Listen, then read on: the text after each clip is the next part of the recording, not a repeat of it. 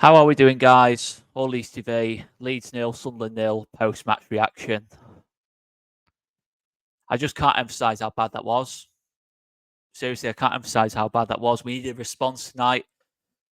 We got absolutely nothing. I say it as it is. We got absolutely nothing tonight from us.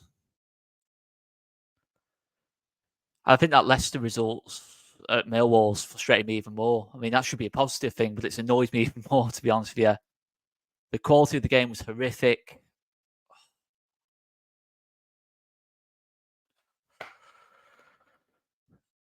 I just can't believe it. Seriously, I can't believe how badly we're falling away last 4 games. And yes, I know it's a championship.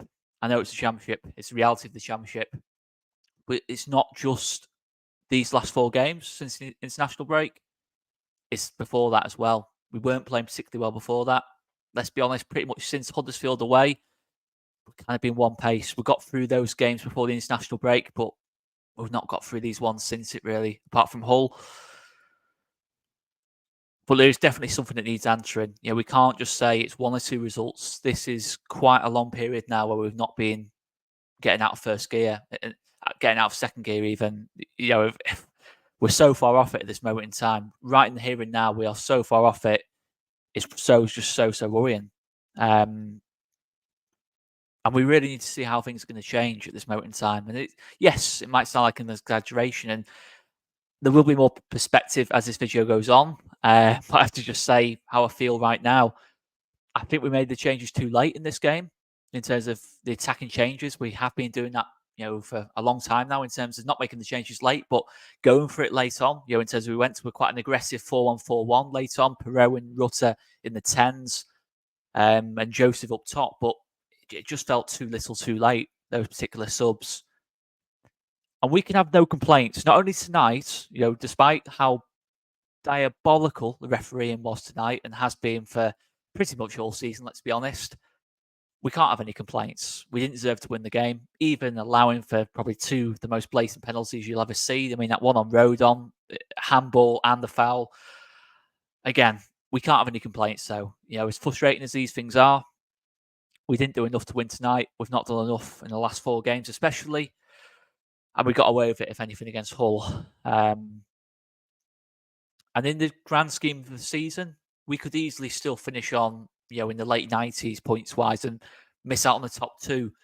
But I still can't complain about that because in terms of the last 6 games, the final run in, the last 6 games, we've drawn 1 and lost 1 of the first 2. We've not set our stall out enough. We've not put enough pressure on Leicester and Ipswich. We've been in this great situation. Yes, at the end of the season, we could finish on 97, 98 points. I can't have any complaints if we miss out on the top 2 now because in the big moments, in this final run-in, these last 4 games, we haven't done what we needed to do so far. And listen, we could win the next 4 and get the job done. We could win the next 4 and Ipswich win all their games. Leicester win all the games. It's reality. But if that happens, I still can't have any complaints. We can't have any complaints because when we needed to produce the wins in the big time of the season, we haven't done it. Let's just be real here. We haven't done it, have we? As I say, we should have changed things earlier, but I'm not just talking about Farker in terms of that. I think everyone has to take responsibility for that result today and the last couple of games. It's not just Farker I'm referring to there. I think players taking responsibility on the pitch, on the individual level. I didn't see enough of that. Crescencio in the first half, to be fair, looked a massive threat. I did feel.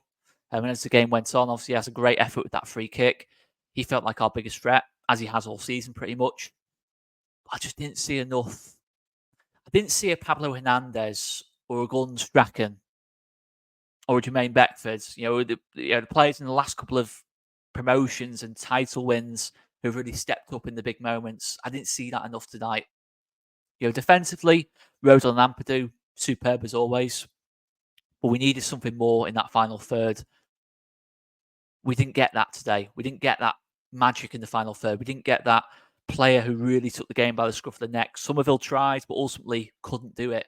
And that wasn't just because of Somerville. That was because of how Sunderland set up. They set up to almost have 2 right-backs on the pitch in terms of Pembele and Trey Hume. were really wise to us. We have to be real about that. I'm just gonna. There we go. That's better. That's better. Yeah, they were really wise to us in that kind of sense, and we couldn't really change the picture at all in the game. The subs, we couldn't change the picture enough. We didn't really allow the subs enough time to have an impact on the game. And I'm not really in the mood to say whether it's over or not. It depends on what happens tomorrow with Ipswich. It depends. Listen, there's still a lot of time. There's still 360 minutes of football for us to play.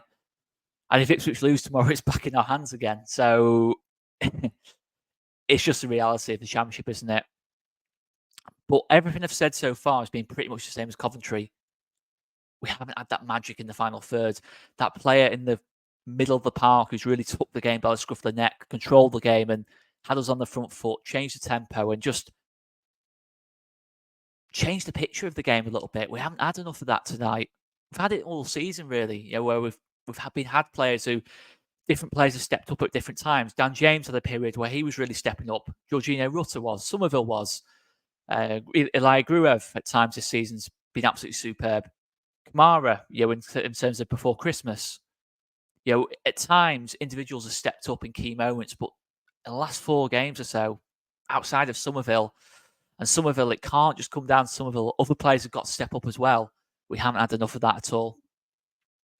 And it's unfortunate. It really is unfortunate if we do miss out on the top 2. But we've not been good enough in the key moment of the season. We can still change that. Listen, we've got 4 games, potentially a playoffs. Let's hope not. Let's hope it doesn't come to that. But we've still got 4 games to change it. But we've got to change it quick now. At the very minimum, we're probably going to have to win 3 of the last 4, take 10 points of that last 4. Some would say we probably need to win all 4. Who knows? But the tempo of the game was shocking. It was just shocking. It felt like a mid-table clash, to be honest. It really did. It just felt like a mid-table clash. And you have to give Sunderland credit. Sunderland set up well defensively, didn't allow us to play. And I don't know, guys, I'm just so gutted about that. I think the Millwall one is maybe more frustrated about it. The fact that Millwall did us a massive favour. We had a chance to pull Leicester straight back in. But a 0-0's nothing for us. It really isn't nothing for us. Did we take enough risks at 0-0? There's all sorts of different thoughts coming into my head. And I've seen enough. We've seen enough Championship football over the last 16, 17, 18 years to know that things can change pretty quickly.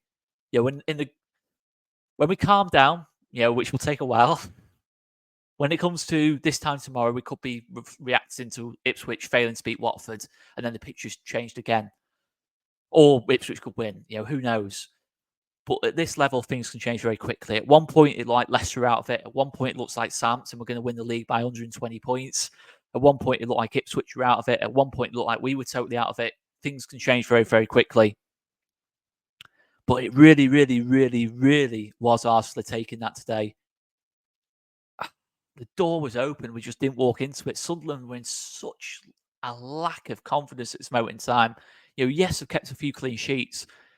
But creativity-wise, they have nothing, to be honest, outside of Jack Clark. And that's no disrespect to Sunderland. I think they're a better team than what they've shown this season. I think they've massively underperformed this season. Probably one of the teams that's underperformed the most out of everyone in the Championship this season. But they really were there for the taking.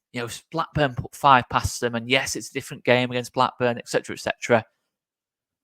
But really, really, really was there for the taking. But that's the Championship, isn't it, guys? I'm just so gutted. Part of it's anger, part of it's just I don't know what to think at this stage. We have actually made up a point on Leicester. I just can't believe it. I can't believe we passed up such a brilliant opportunity and not fully showing all our quality. That's the most frustrating thing. We left so much on the table tonight. So much on the table. We didn't get Dan James into 1v1s out wide. We didn't get Somerville into enough 1v1s. We didn't get Rutter on the ball enough. We didn't get any service into Bamford. We didn't get any service into Joseph. We didn't get any service into Perot. Midfield composition didn't feel right. It does feel to me, though, in terms of what we're doing at this moment in time, it's worked fantastically well for us this season, as did at the start of the season, as I said, Rutter in the 9, Perot in the 10, but we did have to change things up eventually because teams became wise to it, and Farke did make those changes. I think we've come to this point now with Gray at right back, Kamara grew over midfield. It's come to that point now where I think teams have got wise to us. I think they're all really, really good players. But we've got to change something out there, I do think. Do we need to get Robertson at right back to have natural width down that right-hand side and combinations down that right-hand side that we do on the left with Firpo and Somerville? For me, we probably do, to be honest. We do need to try and change something on that side. We need to try and revitalise that right-hand side a little bit. The midfield, I think, needs freshening up a little bit. Not that I think these players are bad players. I just think it's the nature of a championship season. It's a 46-game season. You're not going to be able to play the same team for 46 games. We're going to have to rotate things. And Farke has done that brilliantly all season. But now we need one last change and one last bit of magic from Daniel Farke to get us over the line. And that's as simple as that. At this moment in time, we've been trying to find that, but we haven't found it in the last 3 or 4 games. And that's why I still have this hope we can still do it. But it's definitely halved since the commentary game. I can't lie. All the work we put into this season, the fantastic recruitment, the way we turn things around so quickly. The impact of the 49ers, the impact of Nick Hammond, the impact of Daniel Farke, the impact of these individual players. Let's not throw it away now. But it feels like we are at this moment in time. Let's be real. We are throwing it away at this moment in time. The worst possible feeling for me is we finish 3rd, end up playing Coventry or Norwich in the playoff semi-final, who might finish 25 or 30 points behind us. And then we go into that game on equals. And we've seen this story before in 2019 against Derby. Oh, I can't believe it. I just can't believe it that it's got to this. But who knows? Maybe Watford will do us a favour tomorrow. Maybe Middlesbrough at the weekend will do us a favour. Leicester have got to go to Plymouth, who are fighting for their lives on Friday, which is a similar game to what they've just lost at Millwall.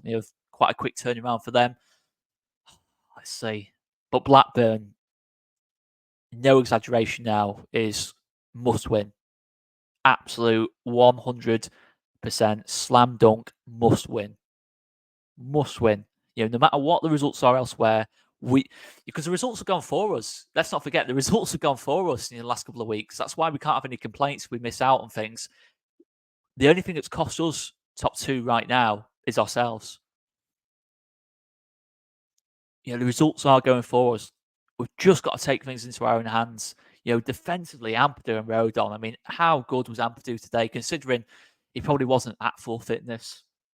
Rodon, in terms of leading that back line, we need more than that. Against Sunderland at home, you need more than that. You need more from the creative players.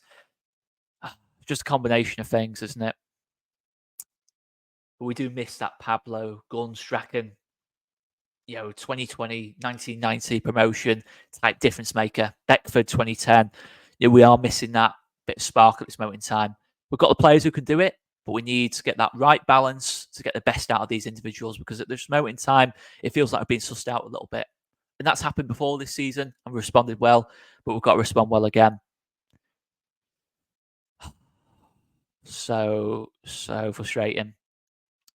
Anyway, guys, I've been Oscar from All Leeds TV. Leeds 0, Sunderland 0. Make sure you check out the matchday vlog as well. Fan cam with Tash and Jack as well. And Tash and Jack's post-match reaction also. Well, check it out, guys. Check it out. I'm just still so frustrated. I can't even think what to say next. Smack a like if you would do, guys. Leave your comments as well. Am I overreacting? Am I being too generous? Who knows? But let us know anyway, guys. And hit that subscribe button as well. We're on the road to 31k, which is absolutely balmy. But please do help us to that, guys. And hit that subscribe button. And we will see you later. Cheers, guys.